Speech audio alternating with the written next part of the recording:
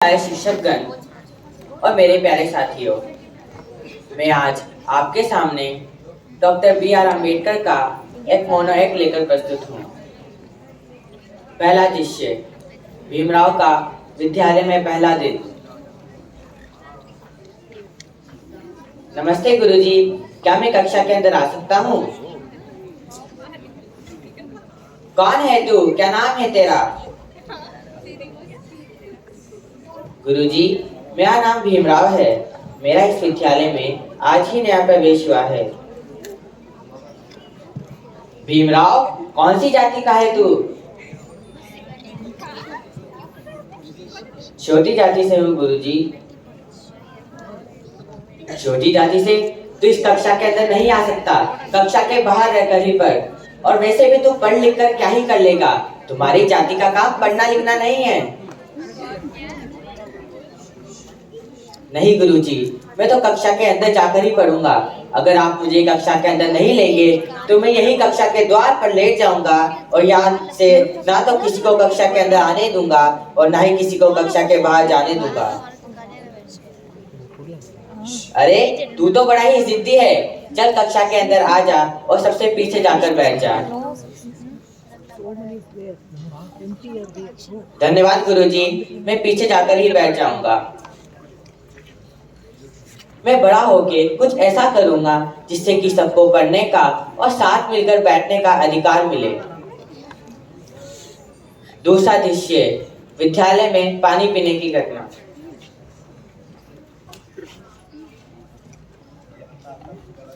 काका, मुझे पानी पीना है। अरे तू तो नया लगता है, कौन सी जाति का है? छोटी जाति से हूँ काका।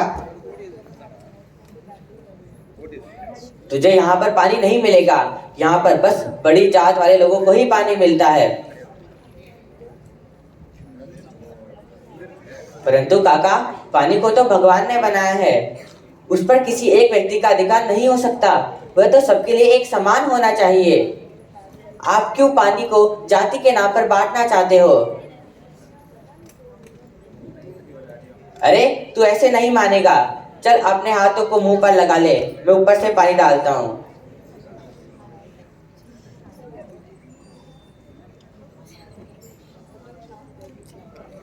धन्यवाद काका। यहाँ पर तो पानी के लिए भी जाति देखी जाती है, परंतु पानी तो सबके लिए एक समान है। मैं सबको यह अधिकार दिलाऊंगा। तीसरा दृश्य, भीमराव स्त्री शिक्षा के पक्ष में। मैं अपनी बेटी को विद्यालय में पढ़ने के लिए नहीं भिजवाऊंगा। बेटियों का तो काम ही घर में रहना और घर के काम करना होता है। अगर बेटियां घर के बाहर जाती है तो वह पाप माना जाता है। अगर वह घर के बाहर जाकर पढ़ेगी तो वह देश और समाज का विनाश करेगी। नहीं काका, ऐसी बात नहीं है। दोनों लड़कियों और लड़कों को भगवान ने ही तो बनाया है, तो फिर वो अलग अलग कैसे हो सकते हैं? अगर लड़कियां बाहर जाकर पढ़ेगी तो वह देश और समाज का विनाश नहीं, विकास करेगी। उनको अपने अधिकारों के प्रति जानकारी मिलेगी और वह समाज के अन्यायों के खिलाफ लड़ सकेगी। नहीं, मैं अपनी बेटी को विद्यालय नहीं भिजवाऊंगा। मुझे समाज और जाति वाले दंड देंगे। मैं स्त्रियों को समाज में बराबरी का और पढ़ने का अधिकार दिलवाऊंगा।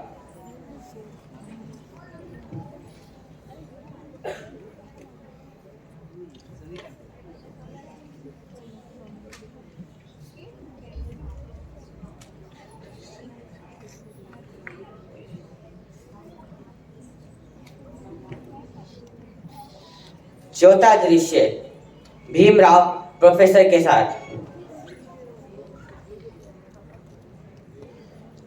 भीमराव, तुम तो एक छोटी जाति के व्यक्ति हो। तुम पढ़ लिख कर क्या ही कर लोगे? तुम्हें आगे जाकर वही छोटी जाति वाले काम ही तो करने हैं। इससे बढ़िया तो तुम अपने परिवार की आर्थिक स्थिति को देखते हुए कुछ काम करो और अपने परिवार की मदद करो।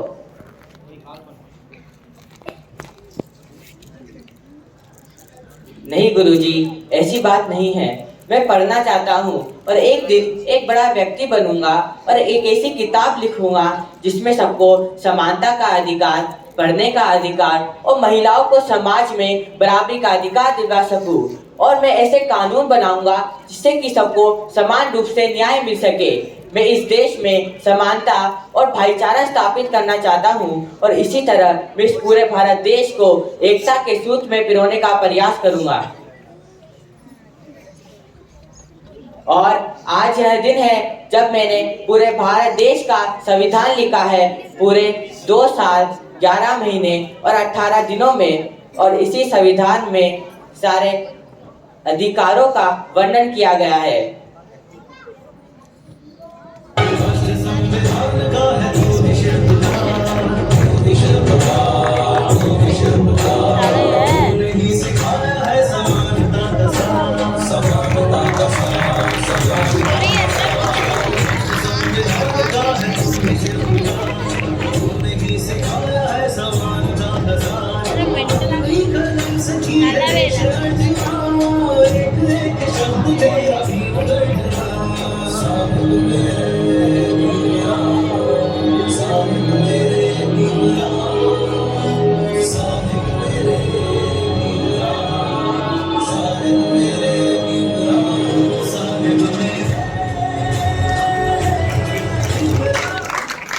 धन्यवाद। जय हिंद, जय भारत।